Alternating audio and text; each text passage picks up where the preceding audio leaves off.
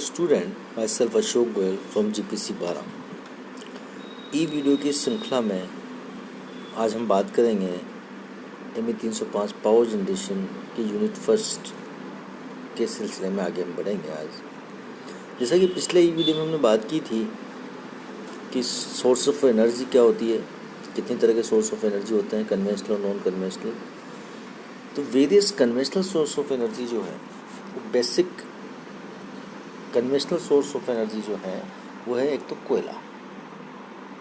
जो कोयला है वो हमारा basic source of conventional source of energy के उसमें आता है, क्योंकि कोयला हम जानते हैं कई तरह से होता है। जो कोयला होता है वो एंथ्रासाइट, बिटुमेट, लिग्नाइट, ये जो क्वालिटी ऑफ कोल है it depends on its calorific value.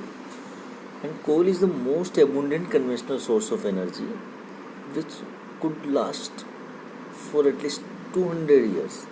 इसको पिछले 200 साल से तो हम यूज़ करते हुए आ रहे हैं।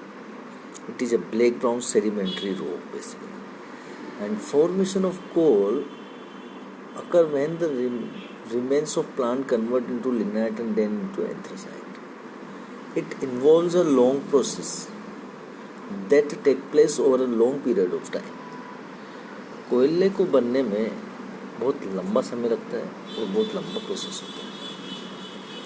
तो जो हमारी जितनी भी एनर्जी है, जितनी भी जनरेशन ऑफ इलेक्ट्रिसिटी है, उसका मोस्टली पार्ट हम कोयले को बर्न करके प्रोड्यूस करते हैं।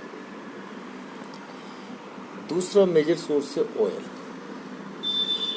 और जिन सोर्सेज से हम ऑयल को एक्सट्रैक्ट करते हैं, जिन डिपॉजिट से ऑयल को एक्सट्रैक्ट करते हैं, वो हमारे लिए कहलाते हैं oil sources, like petroleum, natural gas etcetera. तो ये मेजर सोर्स हैं। और जो फ्यूल वुड्स हैं, ये फ्यूल वुड्स भी जनरली पुराने टाइम में काम में आते थे कि हम लकड़ी को जलाकर एनर्जी लेते थे, लेकिन availability of fuel wood has become difficult due to rapid deforestation. So ये भी हमारे लिए इतना यूज़फुल नहीं है। तो ये जितने भी सोर्सेस हैं, पेट्रोल, गैस, ऑयल, कोल, इन सब के निरंतर दोहन से इनके समाप्त होने की पूरी संभावना है, right. So we go for non conventional energy sources. यहाँ हम एक हेडिंग डाल रहे हैं कि why do we need non conventional energy sources. क्योंकि जो ये मानव है, इसकी जो विकास की भूख है, इसकी वजह से जितने भी कन्वेंशनल सोर्स ऑफ एनर्जी हैं उनका जो यूज करने का मैग्नीट्यूड है बहुत ज़्यादा हाई है,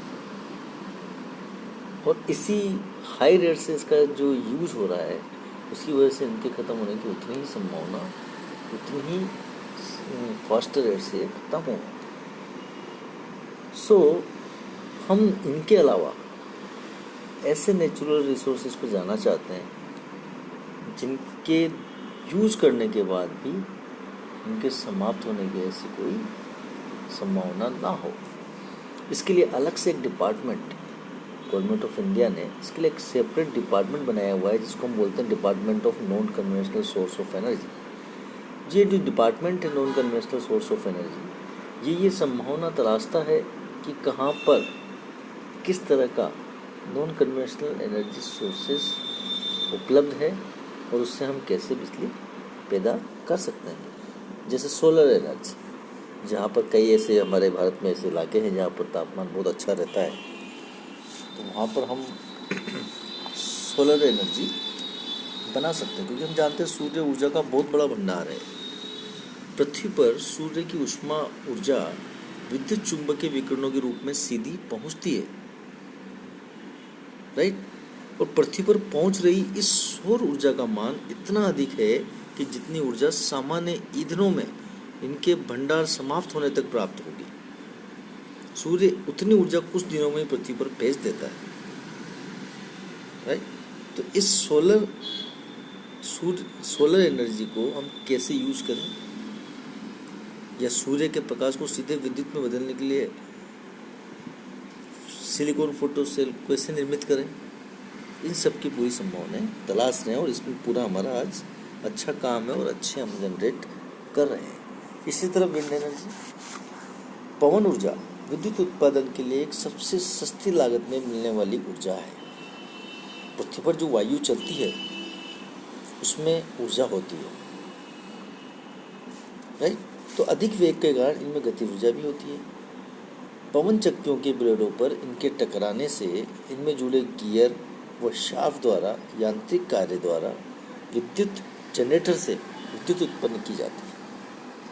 इसी तरह एक और नॉन कन्वेंशनल सोर्स है टाइडल एनर्जी, ज्वार ऊर्जा स्रोत। समुद्र में जल की ऊंची ऊंची लहरों का उठना और समुद्र तटों से टकराकर वापस समुद्र में लौटना ज्वार कहलाता है। समझते? समुद्र में जल की ऊंची ऊंची लहरों का उठना और समुद्र तटों से टकराकर वापस समुद्र में लौटना ज्वार कहलाता है। सूर्य व चंद्रमा के संयुक्त प्रभाव से समुद्र में ज्वार आते हैं। उच्च व निम्न ज्वार के तलों का अंतर ऊर्जा उपलब्ध करा सकता है। जहां भी ज्वार तथा समुद्र तल का अंतर मिनिमम 5 मीटर रहता है, जहां भी ज्वार और समुद्र तल का अंतर मिनिमम 5 मीटर रहता है, वहां विद्युत शक्ति उत्पादन किया जा सकता है। इस स्रोत से ऊर्जा प्राप्ति के लिए समुद्र के किनारे बड़े बड़े जलाशय निर्मित किए जाते हैं, जिनका संबंध समुद्र के सक्रिय रास्ते से होता है, जिन पर प्रवाह का नियंत्रण रखने के लिए गेट लगाए जाते हैं। इन गेटों पर ही टरबाइन लगाई जाती है। ज्वार के समय इन गेटों से समुद्री पानी टरबाइन चलाता हुआ भीतर आता है और जलाशय में प्रविष्ट हो जाता है, और इस तरह से हम बिजली उत्पन्न करते हैं। एक और है यहाँ पर जियोथर्मल एनर्जी। हम जानते हैं कि पृथ्वी की सतह से करीब 1.5 किलोमीटर नीचे एक विशेष प्रकार की ऊर्जा दबी हुई है, जो भूतापीय ऊर्जा कहलाती है। पृथ्वी के अंदरूनी भाग में भाप और गर्म पानी के स्रोत हैं, जहाँ भाप करीब 200 से 300 डिग्री सेंटीग्रेड व 3000 किलो न्यूटन प्रति वर्ग मीटर दाब पर मौजूद है। इस विधि में पाइप को कोयल के रूप में पृथ्वी के अंदर तक पहुंचाकर उसमें से पानी को गुजारते हैं, जो भाप में परिवर्तित हो जाता है और उसे सीधे ही टरबाइन और जनरेटर चलाने में काम में रहते हैं। तो ये जितने भी है, एक है बायोगैस, जैसे हम जानते ही हैं बायोगैस संयंत्र। तो ये जितने भी सोर्सेस हैं, ये सारे non conventional source of energy है, जिसको हम डिटेल में यहाँ देख सकते हैं। जैसे सोलर एनर्जी है, ये सोलर एनर्जी है आपका। तो ये जितने भी पैनल लगे हुए हैं, सिलिकॉन फोटो सेल्स के पैनल्स हैं, इनसे सोलर एनर्जी मिलती है। ये जो विंड एनर्जी है, ये विंड एनर्जी है, ये रोटेट करने में काम आती है स्पीड। ये आपका हाइड्रो पावर, ये बायोगैस संयंत्र। जियोथर्मल एनर्जी यानी पृथ्वी के अंदर की ऊर्जा को स्टीम में, वाटर को स्टीम में कन्वर्ट करने के लिए काम आती है। तो ये हमारा non conventional source and conventional source of energy की बात हमने आज की। यानी कन्वेंशनल सोर्स बेसिकली होते हैं कोयला, ऑयल, पेट्रोल, गैस, वुड, ये कन्वेंशनल सोर्स है। तो नॉन कन्वेंशनल की हम बात करेंगे तो नॉन कन्वेंशनल सोर्स हो गया हमारा wind energy, solar energy, tidal energy, geothermal energy and biomass. This is the non conventional source of energy. Conventional तो हमारा बेसिक आधार है ही सही, लेकिन हम उसके साथ साथ जो संभावनाएं तलाश रहे हैं और जिन पर हम आधारित होना चाहते हैं, वो नॉन कन्वेंशनल सोर्स भी रिलायबल होने चाहिए, क्योंकि हम जानते हैं हमें 24/7 पावर रिक्वायर्ड है। हम डिपेंडेंट नहीं हो सकते। साहब हम डिपेंडेंट हो गए कि non conventional source of energy हैं, हम इनसे हमारी बहुत इकोनॉमिकली हम बहुत अच्छा है, इसमें बहुत सस्ती रेट की बिजली हमें मिल रही है, लेकिन अर्थव्यवस्था से हम कोई कंप्रोमाइज़ नहीं कर सकते। तो उस अर्थव्यवस्था को बनाए रखने के लिए हम अभी भी non conventional source of power plant स्थापित करते हैं, क्योंकि हमें अनइंटरप्टेड पावर सप्लाई चाहिए, और उस अनइंटरप्टेड पावर सप्लाई के लिए हमें कन्वेंशनल सोर्स ऑफ एनर्जी की आवश्यकता है। हालांकि non conventional source of energy department जो है वो नॉन कन्वेंशनल से जितनी ज़्यादा बिजली हमें मिल सके उसका प्रयास कर रहा है, ताकि हमें सस्ती बिजली मिल सके, पोल्यूशन भी ना हो। ये सब चीज़ें इसमें देखी जाएगी।